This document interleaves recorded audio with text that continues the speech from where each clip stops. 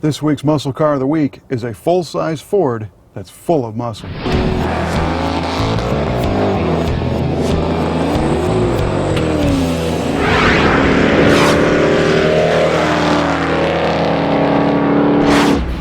This week's Muscle Car of the Week technically predates the whole muscle car phenomenon. In fact, the term wasn't even around in 1961 when this Ford Starliner was prowling the streets as new.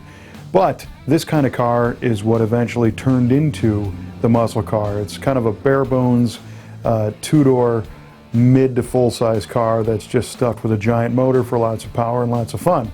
And that's why we chose it for this week's Muscle Car of the Week. 1961 was definitely a different time period than today. And really, what I think is unique is that in the United States, you were still enjoying some post-World War II prosperity, and there was this optimism for everything that was futuristic and new. Space travel was just starting to become a reality. Rocket ships were new, jet airplanes were new, and by '61, a lot of the tall tail fin stuff from the 50s was going away. But what we see in this particular car is a very clean adaptation of rocket ships for the street. This car has kind of a rounded but almost pointy nose, and if you look at the profile, the whole thing is shaped like a giant dart. They had a much more subtle tail fin and the characteristic signature rocket exhaust taillights. So when the taillights lit up red, it looked like, you know, jet turbine rocket exhaust flying off into space. Even the name of the car, you know, the Starliner, of course, conjures up images of rocketing through space, but it's a subset of the Ford Galaxy. So they really couldn't disguise anymore that these things were all about going fast and flying off into space. Ford made just shy of 30,000 1961 Starliners, and these came in a variety of different engines. 30,000 isn't a super low number of production, but when you start to look at the ones that had the higher performance engine options, they become fewer and far between.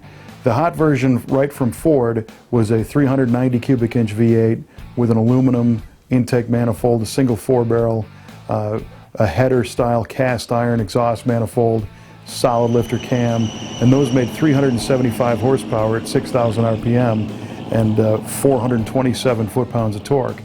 But interestingly, you could go to your local Ford dealer and have them bolt on a 2-barrel intake manifold, and that was the hot ticket in a '61 Starliner. That brought power up to 401 horsepower and 430 foot-pounds of torque. So that's the car that you'd go out and shoot for the stars. One of the most distinctive features of a Starliner is the roof line and the rear glass. The rear glass is very big on this car, but it slopes down at a really steep angle, and it has a very thin pillar back there, so it's not heavy steel. You know, there's no real blind spots, but the whole thing was done for aerodynamics for the cars that were used in stock car racing. And interestingly, the other manufacturers also had this type of roof line. You could see it in the Chevrolet Bel Air bubble top cars. Oldsmobile had one, Pontiac had one, even Dodge and Plymouth had one with a large sloping rear window like this. So it's unique looking now, but there were some cousins in the competitive models that offered that same feature. These cars were really good performers back in the day. In '61, some of the car magazines were publishing ways to tune them up and tweak them a little bit. I think CarCraft magazine did a story that modified the ignition, ran open headers, did the 3x2 intake manifold and carburetors, and they got one of these things to run low 13-second quarter miles at 104, 105 miles an hour. And that's really screaming for back in '61 with a car that's this big, considering the limited tires they had back then and the fact that it was a 3-speed. So it's a neat car that had performance to match its good looks. Now, although that 401 horsepower 390 3x2 V8 was the hot one to get in '61, our particular car has been hot rodded quite a bit. Now it's got a 427 under the hood, and it's got some cool parts like a pair of all aluminum Shelby racing cylinder heads on it, a giant camshaft, nice rumpy idle, it's wearing the 3-deuce carburetors on top, and it hauls.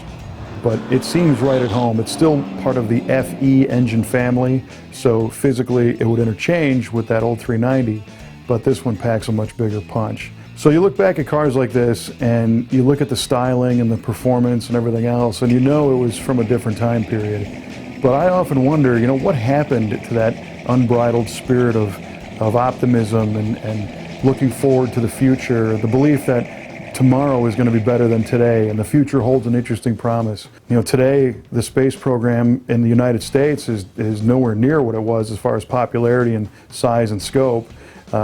Countries are still going to space, but it's multiple countries on a global level that are pairing the resources to put up satellites and experiments and things like that. But you don't have kids wearing space helmets on the playground and pointing to the moon saying, you know, what if?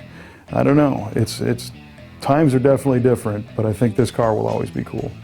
Back in '61, the space race was in full swing, and the styling was all about rocket ships and going fast. You could tell by the jet exhaust taillights and the stars on the pillar.